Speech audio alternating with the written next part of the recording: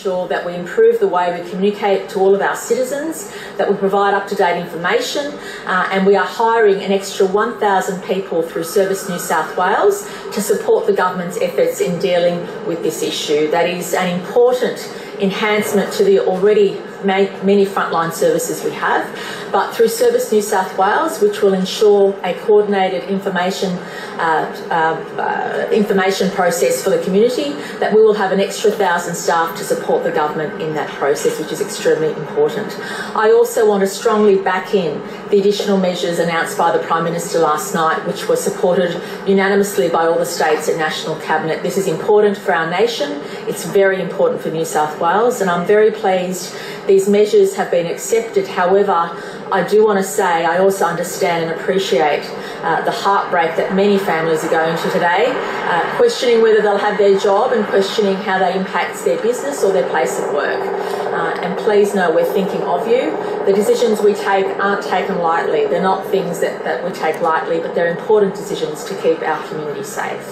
I also want to stress again that this is a time that all of us have to step up. Whilst we have enforcement there, whilst we have compliance, we have checks, we also need to make sure the community does the right thing by yourself, your family, and also others. I'll ask Dr. Chant to give an update on the cases in New South Wales. They have now exceeded 1,000. The vast majority of those cases, however, are still overseas acquired or otherwise direct contacts of that overseas person. So at this stage, that is still the majority of cases, and that's where we want to keep it. And that's why it's important at this stage to make sure people who are asked to self-isolate or people who should be self-isolating do so, because at this critical phase, whilst the majority of the cases acquired are from overseas travel or directly linked to people who've been overseas, that tells us to an extent that we are maintaining some control over the virus. I also want to stress and thank all of our health officials. New South Wales has some of the best stats in the world in terms of the proportion of testing we've done. And what that's allowed us to do is to follow up on the cases that have been identified and then contact the contacts of those people to make sure we do everything we can to reduce the spread. I'm incredibly pleased that that was a decision proactively taken by our health officials very early on. And I'll ask Dr. Chant to give you a better picture of how we compare to other places in the world in terms of our rate of testing. So even though we've had over 1,000 cases now, the number of people hospitalised out of those 1,000 cases is still relatively small, and that's how we want to keep it. And that's why we're urging everybody to please do the right thing. Please don't risk it for yourself or anybody else. Please don't go around knowing you might have the virus and potentially infecting so many other people. Whilst we're at this phase, we want to make sure that we keep those numbers down in terms of the people that need hospitalisation, even though that has gone up, but it's still relatively small compared to the number of cases. And that's exactly where we want to keep it. We also appreciate that during this time, it has been a time of uncertainty. I appreciate the community wants information, they're craving information, and that's why the extra 1,000 people we're hiring through Service New South Wales will help us make sure those communications are done seamlessly, that we have people available on the phone to speak to, as well as obviously the online and social presence, and that will be enhanced in the coming days and weeks. I'll ask Dr. Chant to give her update, and then I'll be pleased to take any questions. Thank you, Premier. So as the Premier indicated, we have a total of 1,029 cases, 500 were overseas acquired, 176 were locally acquired or a contact of a confirmed case or associated with a cluster, and 74 of locally acquired. We have a large number of cases under investigation, 279, but we work incredibly hard in the morning to get that resolved by the afternoon, so we have a true picture of the disease transmission in the community, which is really the key element that we're trying to understand. Those cases that don't have links with reporting our first cases in children under 10 today. We've got 2 children that are under the age of 10 years have been confirmed on the 24th of March. A 2-month-old boy who was tested following close contact with a confirmed adult case and has had minimal symptoms and is isolated at home. And in a separate unrelated case, we have a 7-year-old girl who was tested following close contact with a confirmed adult case and it's again has minimal symptoms and isolated at home. They represent the first cases that we've had in under 10 years old children, and our youngest prior to that was a 12-year-old child. I would like to reinforce the Premier's message about the importance of self-isolation if you've returned from overseas, or if we've given you those instructions when we've identified that you are a close contact of a case. We are seeing a number of returning travellers increase across our borders because obviously a large number of them are returning back to Australia. It is imperative, because we know that the disease rates in many parts of the world are much higher than we're experiencing in New South Wales, it is critical that those individuals self-isolate.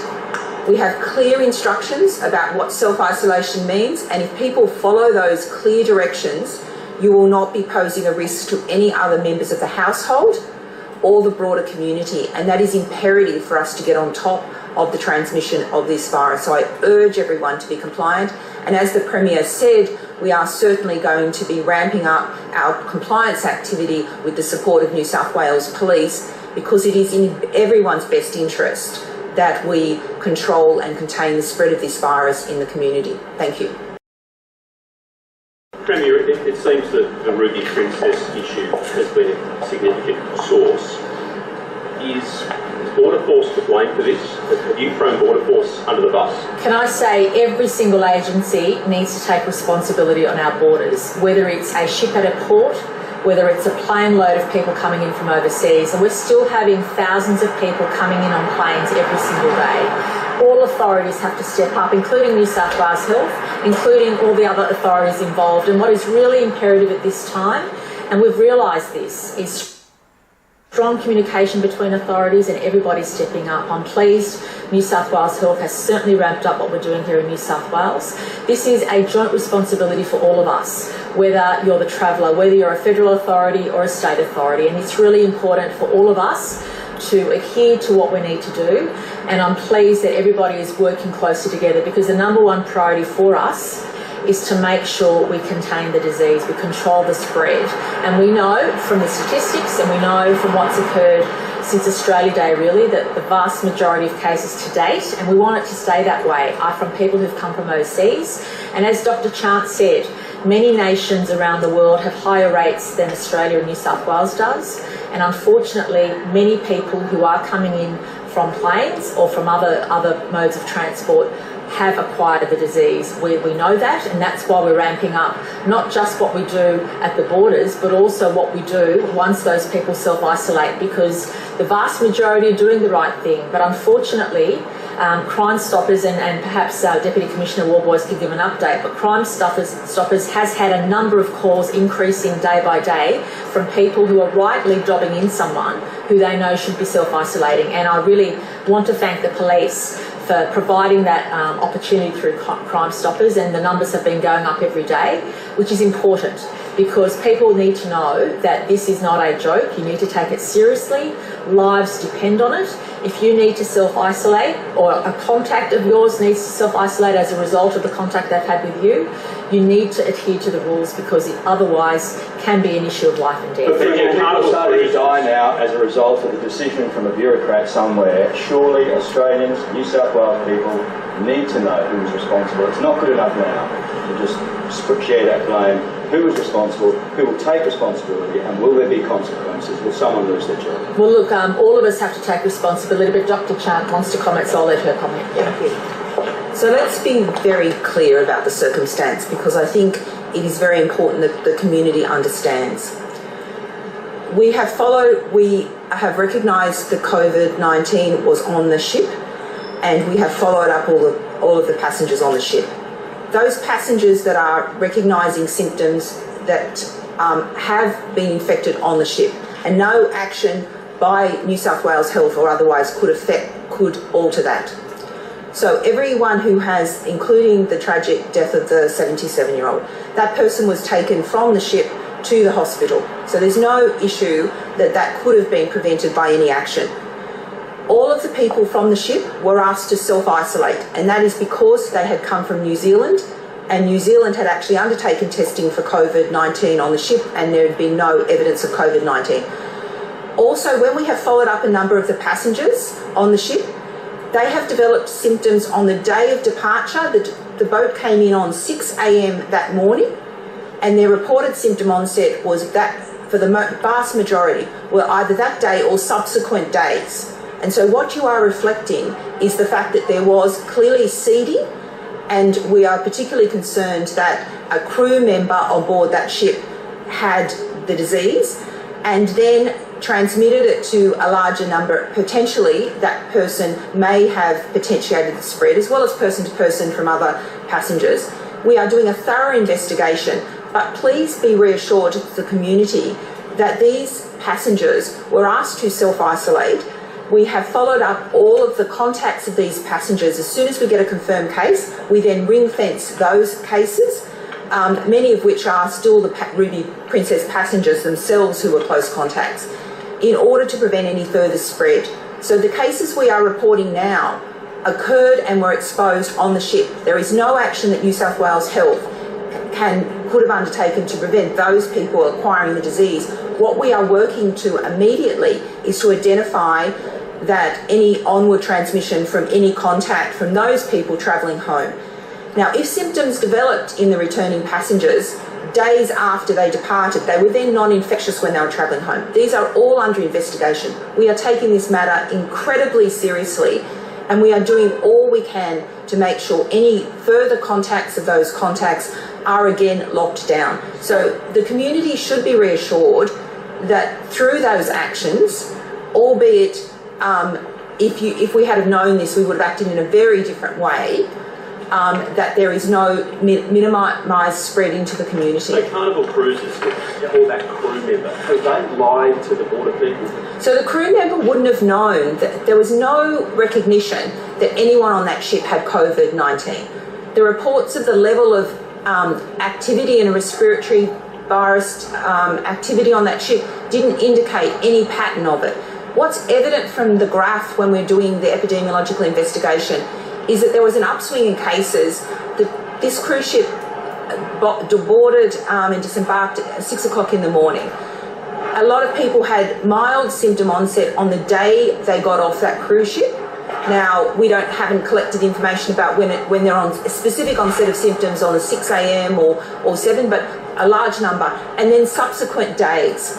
We will be releasing a report on the cruise ship so that we're transparent to the community. But to be perfectly frank, our focus has been rapidly diagnosing cases amongst the cruise ship arrivals, and also making sure that we identify any people who would have been in contact with those cases in order to close down any transmission in the community. So the issue is, I want to be clear, those cases we're reporting now were exposed on the cruise ship. There is no action that New South Wales Health could have taken to stop those cases. Our focus now is identifying whether there is any evidence of onward transmission from those people who had symptom onset on the day of the cruise or the day after, because we take people's infectious period as 24 hours before symptom onset. That work is our key priority, and we're working with any states and territories to also follow up passengers. When do you think that they were exposed on the cruise ship? Because when the ship came in on the 8th of March, 18 people, 9 crew and 9 passengers were tested for COVID-19 and came back negative. So should you have tested more? Should New South Wales have tested more people when it came? So I think you're talking about a previous journey of the Ruby Princess. Is that what you're... Yeah, the previous journey. So we actually did... so this goes to the risk assessment process we undertake. So on a previous cruise ship for the Ruby Princess, there was an indication that there was an outbreak on board the ship, and so that was investigated health teams that elevated the risk from a low risk scenario to a medium risk. We actually deployed teams to the cruise ship and actually undertook testing and excluded them. So our process was based on the best available information. Of course we would have responded differently if we had have known, and I wanted to reassure the community that we had extensive planning underway. We had food packages ready to provide food to passengers. We had health share on standby to disembark passengers. We had done contingency planning. We had also investigated where we would accommodate people in hotels. So please be assured that this was not an intention of New South Wales Health in conjunction with our Border Force, to allow this cruise ship to disembark passengers with known COVID. This is not the case. Would have gone off when 3 passengers came off on stretchers and were put in ambulances. My understanding is there is 1 passenger that was transported to Royal Prince Alfred Hospital, and I can follow up what the other 2 passengers. I'm not aware of the details. If people are coming off in ambulances and stretchers, then surely alarm bells should have gone off and the whole system should have said stop. There is. I will go back to what was known at a particular point in time, but it is not unexpected that from time to time cruise ships do disembark passengers. I will look at what information was available to them. Be assured we are doing a thorough investigation and will release the report publicly, but I can't highlight enough that many people's symptom onset occurred on the day of departure, noting that disembarkation, and in subsequent days, as per the release days. Can I ask where to help? Yes. The new numbers from today, the increase, are more connected to the Ruby Princess? The Ruby Princess has certainly increased the numbers and contributes significantly to the numbers. Today we've got a... Yes, today I can break it down by the Ruby Princess, but clearly I will do that in terms of breaking down the Ruby Princess numbers. But again, the fact that the passengers on board this ship are self-isolating, the fact that we're diagnosing them, the issue for us is really making sure that any close contacts of those individuals are also self-isolated, and make sure we ring-fence them. That's the area that we could have prevented transmission, but we could not have prevented the transmission. These people were exposed on the Ruby Princess. There is still an incubation period, so the numbers will increase. As I've indicated to you, the incubation period for this disease is somewhere in the order of 1 to 14 days. So we will potentially still be seeing people within the Ruby Princess who were exposed on the last day or sometime in that period, who may well develop symptoms. And that's not as a consequence of anything we could have prevented. The main focus of us in terms of any onward risk is anyone who's been contacts of those people on the Ruby Princess. Kerry Chant, the New South Wales Chief Health Officer, will have to leave that media conference there before her, the Premier Gladys Berejiklian.